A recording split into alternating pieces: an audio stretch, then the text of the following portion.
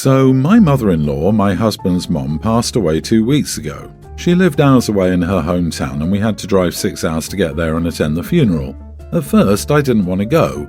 The reason was because of my brother-in-law, Michael. He's my husband's half-brother, mother-in-law isn't his mom. Michael and I had some issues in the past that I will not elaborate on. So I went low contact with him, then full no contact. I asked my husband if Michael would be there and he said it was a no-brainer since he and mother-in-law had a close relationship. I didn't want to go and my husband argued about it for hours, then came home later and said that Michael wouldn't be there due to travel issues. He lives in another state. I decided to go with my husband, but later on I was shocked to see Michael walk up to us with his wife and daughter. I froze and looked at my husband because he lied about him not coming. I didn't confront him because they embraced each other and started crying. His wife was watching as I turned around and walked away. I went to a hotel and stayed there. My husband called right after the funeral and called me ridiculous and unbearable for pulling this stunt and for walking out of the funeral and leaving him alone. I said he lied to me about Michael's presence at the funeral and he wasn't alone. Apparently he had his family with him. He got loud saying that I was insane to expect his half-brother to miss his stepmother's funeral and told me to get a clue. I felt so upset that I started crying when he said I was useless. I packed and went home, but he further argued that I showed no empathy or support by walking out of the funeral and going home. We argued when he came home and I explained again how he lied to me, but he kept saying that it was illogical to expect Michael not to show up. He told me that I was stuck up and needed to get over myself, but it doesn't matter what Michael did and what issues we had. I put a boundary in place and saw that it was disrespected. Many family members called me harsh for the no contact, but that's a boundary I put, and it should be respected no matter the reason behind it. When Michael first saw me, he looked at his wife, and she looked at me like she was watching my reaction. There were kids around, and I tried to stay as calm as possible. So am I the idiot for leaving after I felt uncomfortable by Michael's presence? No, it doesn't matter because I had a boundary. Who cares if your mommy died? My boundary. You are the idiot, OP. Read that again. Your husband's mother died. And before you try to justify they weren't that close, there was tension, whatever, it doesn't matter. Because when a parent dies, most people remember the love, not the hate. The funeral was not about you. It was about your husband. So you had a disagreement with Michael and are in no contact with him. Your mother-in-law dies and you think it's more important to throw a fit and refuse to attend a funeral than it is to support your husband? You're not obliged to talk to Michael. You can be in the same area and completely ignore him. Yes, he did a bad thing. He did lie. It looks like he thought at the moment that he had no other choice if he wanted your support. Let me get this straight. You think that not being in the same place as Michael is more important than supporting and loving your husband on a very hard and sad day? And you think that the lie is worse than just choosing not to attend your mother-in-law's funeral if you don't get your way? Don't you see who's wrong? Do you really need someone else's opinion? We can't make any judgment without getting a little bit of context into what Michael did to make you eventually go no contact with him. Because if it's some petty crap you're not getting over, then I suppose you would be the idiot. But if it's something more serious and really warranted your response at the funeral, then I guess not. Update. Am I the idiot for leaving after my husband lied to me? I'm going to go ahead and elaborate on these issues. The issues we had involved inheritance. Father-in-law's inheritance. Michael and his wife wanted to keep the family home to themselves, since they have kids, and only let my husband have a small piece of land worth a lot less. My husband didn't care, but I got involved and threatened Michael with the court on my husband's behalf, since it seemed like they were robbing him, and he did nothing to stop it. Michael called me a witch numerous times and said my 3 pregnancy losses were karma after he claimed I was driving a wedge between him and his brother. I'm still going with you are the idiot. That is definitely valid to go no contact, brother-in-law also sucks. But in my opinion, that should be put aside for a circumstance like a funeral for your husband. Some might disagree. Remember that no one was asking you to forgive brother-in-law or be friendly with him.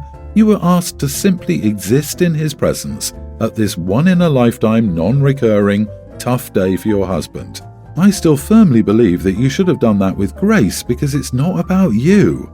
So husband didn't want to push for more, his brother got a home, but she wanted more money than she has no claim over. Husband was okay with inheritance, but OP decided to sue, leading to a war of words between her and her brother-in-law. Honestly, it makes OP sound worse. You butted into their inheritance. The brother said some horrendous stuff, but you also really stepped out of line. I'm speechless. Even if you didn't think he was being fair to your husband, it's not your inheritance to haggle over. You certainly don't have a right to dictate who attends a funeral, especially when that person was his freaking stepmother. I'm honestly boggled. If anyone had a right to ban you from the funeral, it would have been Michael or your husband, not the other way around. Your mother-in-law's death wasn't about you. Likewise, your husband's inheritance wasn't about you, but you insist on making both things about you. My daughter and I had an argument over her name, and a friend told me to ask about it here. My daughter goes by a nickname that's a shorter version of her first name, like Becky instead of Rebecca. Fake name, but you get the idea. I don't mind that she does that, but I'm getting tired of the way she corrects me when I introduce her. I use her full name because that's the name her dad and I gave her, and I don't consider the nickname her real name. But when I introduce her, she'll immediately correct me as if I called her a dirty word or something. Then she acts cold and distant toward me. It's embarrassing because whoever I'm trying to introduce her to sees her disrespecting me like that, putting a damper on the whole mood. It happened again today, and I'd finally had enough. I told her to drop the attitude and stop disrespecting me over nothing. She rolled her eyes, said Jesus, which she knows I hate because I'm Catholic, then walked away from us and waited in the car. I was mortified and ended up crying in the bathroom. I love my daughter, but I'm at my wit's end here. I don't see anything wrong with introducing her by her real name, and I think she's being oversensitive and rude. But my friend says I should see what other people think, so here I am. You are the idiot. Can't you just say, "This is my daughter Rebecca, but she likes to go by Becky," to solve both of these issues? Or let her introduce herself? OP, you want respect from your daughter while actively disrespecting her on a regular basis. I'm 36 and go by my middle name. I absolutely despise my first name. I use my middle name all through high school and I use it in my profession. It's my identity. My parents refuse to use my middle name, and even at my age, I find it the most obnoxious and self-centered take that I gave you your name, I'll call you what I want. I imagine your daughter feels similarly. If this is the hill you decide to die on, please be prepared for her to resent you for it. Is there any chance the nickname she uses also happens to be more like a boy's name, like Joe instead of Josephine? Are you deliberately misgendering your child and refusing to accept them? You are the idiot either way, but I feel you may be leaving out a pretty relevant piece of the story. I'm female 30 and am a new house owner. I bought it earlier this year and moved in a few months ago. I don't have kids, hence no need to childproof my house. Of course, I don't have swords sticking out of my walls, but my stairs don't have baby gates, etc. I also have quite a few pets, parrots of different species. I turn my top floor into parrot space where they have a massive room to fly all day freely and enjoy all the plants and treats and toys. It's a lot of stuff, but parrots are easily stressed and they can be fragile, especially the smaller ones. My family has been pushing for me to host Thanksgiving at my house as it's the biggest one. I have 5 siblings who have kids, between 2 and 4 each. So it's a lot of people when you add my parents, aunts, uncles, etc. I don't want to do it as it's a lot of prep work with cooking and then cleaning after, but I eventually agreed and laid down some ground rules. I plan the menu, and everyone will bring a dish so that we all contribute. Also bring entertainment for your kids. I'll make one room into a quiet space where they can go and take a nap if they're overstimulated, or they can go in and play quietly, but they have to provide toys and whatever their kids will need. Absolutely no one goes to the parrot room without me. It'll be locked anyway. I thought these were fairly simple and fair, but my siblings now demand that I baby-proof my house because it's unsafe. What if they fall down the stairs? That I must allow kids to see the parrots as they want to play with them, and it'll keep the kids quiet. I told them they would have to keep an eye on their kids because I was not going to install a childproof system for one day, and they would simply have to keep an eye on their kids. I also said that there was absolutely no way that I would allow my kids inside the parrot room. They're calling me an idiot, spoiled kid, I'm the oldest, but okay, lazy bum, etc. I threatened that if they kept on going, I would cancel Thanksgiving at my house and they could host it, but they kept on going. Because of this situation, I'm currently not on speaking terms with 2 of my sisters. They keep complaining and ganging up on me. My father is on my side, but my mother is taking my siblings' side, and I'm not sure anymore. Should I cave in? Am I the idiot in this situation? This is what will happen. They won't bring the dish they said they would, if they bring anything at all. Any lack of food will be your fault because they're so busy with their kids, and you obviously have nothing but free time. They will let their kids run wild. Said kids will break something, and the parents won't offer to fix or replace it. They'll say you should have known the kids would get to it. The kids will make messes that won't be cleaned up. They will find their way into the parrot room, and at best your birds will be stressed out and scared. No one will help you with dishes or any other clean-up. Any other problem will be your fault.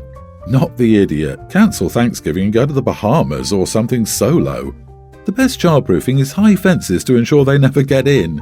Cancel Thanksgiving at your house. They are already unreasonably entitled, and their kids will get into everything, break things, and completely stress out or even injure your pets. And the parents won't think it's a big deal. They won't want to apologise, let alone pay for anything. They seem to think your home should be a bubble-wrapped petting zoo for their kids' entertainment. Agreed. They just want to use your house to not clean up after themselves and let their children run around freely. They will take the children to your bird room while you're in the kitchen as they have no respect. OMG, this sounds like a disaster waiting to happen. If there's already this much drama, just imagine after the fact when they found a million things to hold against you. Their entitlement is ridiculous. My husband's mom and sisters are all very excited about us having a baby and offered to throw a baby shower for me. 2 of the 3 sisters have had baby showers for their pregnancies. The youngest is not a mom yet, but they seem to have a theme they use for all the showers, which is this family history genealogy thing, where the decorations are family trees and you get these nursery decorations. My husband said they did the same thing for his brother's wives when they were expecting. He knows that it's not the kind of theme I would be comfortable with and had asked them not to do the same thing. Telling them something fresh would be nice for a change. They agreed initially, but then said they had a great idea to make it perfect for us. But the whole theme thing is a very difficult thing for me. I was an affair baby. My mom didn't want me. She left me with my dad and his wife who didn't want me but kept me. I spent 8 years in a house with 2 adults and 2 other kids who saw me as a painful reminder of what my dad had done and who hated me for it. Then my dad and his wife died and I was placed in foster care while my half-siblings went to live with grandparents. I was bounced around and aged out of foster care. I decided to track down my mom, hoping what I was told was wrong, but it wasn't and was still very true for her. I reached out to my siblings to see if they changed how they felt about me, but they hadn't. So I was alone with no family history that I could talk about. I knew my parents' names and the names of my dad's wife and kids. That was it. And not one of those people loved or wanted me. So the theme upsets me because I have nothing to contribute. My son will have a lot of unknowns about his medical history because nobody ever wanted to give me any of that. There are no happy photos or cute stories about a grandma or an aunt to share with him. Of course, there is on my husband's side. Despite knowing all of this, 2 of the sisters still insist the theme is going ahead because it's what this family does. I really don't want to be surrounded by that and the sadness it brings me. I told them how uncomfortable it made me, but they dismissed it. My husband's mom and his younger sister are trying to get them to change it, but am I the idiot if I don't go? I had suggested that maybe it'd be better if they had a party for themselves and left me out of it, but they said they'd gone to a lot of effort and I would be rude if I didn't show up. Not the idiot. Honestly, if they know the complete history, this is messed up. Your husband needs to stand up and say we appreciate the offer for a baby shower, but the theme is not okay. If they care more about the theme than making you comfortable, they don't need a guest of honour. At that point, it's self-serving of them. Also, if they still decide to gift you genealogy-themed nursery decor, your husband should warn them that any such gifts will be returned, donated, disposed of, painted over to be giraffes or something. Then he should handle said returns, donations, disposals, repainting. Time to set your boundaries for you and your baby. Absolutely, this party is not about you, it's about them. You're absolutely right, and if you don't stand your ground, these women will continue to talk crap all over your boundaries. Explain your why to them in clear, unambiguous terms, and make sure they understand that if they go with the theme, you will not participate and mean it. That puts the ball squarely in their court. Leave it there. Congratulations on your baby. I hope you can build the wonderful, loving and happy family you deserve. My husband and I have 3 daughters, Phoebe, 21, Maddie, 18, and Lily, teen. My husband spoils Lily. We fought over it many times, but he still does it. The example relevant to this story is that Lily wanted a dog in April 2020. Phoebe and I didn't want a dog. Maddie couldn't care less. Beginning of July 2020, my husband came home with a little Pomchi puppy, Charlie. Lily adored Charlie and took great care of him for around 3 months. Then she decided dogs are too much work and she wanted a cat. We had a cat, Duncan, by Christmas. Then Charlie couldn't sleep in Lily's room because Duncan was sleeping there. Lily stopped walking Charlie because Duncan didn't like to be alone, and she stopped playing with him. Phoebe became attached and let Charlie sleep on her bed. She started taking him on his walks, cooked for him, bought him new treats and toys, and handled all of his vet and grooming appointments. She even takes Charlie to work with her at least once a week. Phoebe just graduated and is planning on moving out. She planned on staying near us because she wanted to be near Charlie, but we live in a high cost of living area and she'd struggle here, so I told her she could take Charlie. She came to me the other day and said she found the perfect apartment for her and Charlie. It has a low pet rent, there's a back patio connected to what would be her apartment, the building has its own dog park, and her friend, who is currently living there and needs a roommate, works from home and would be able to take Charlie out and play with him while she's at work.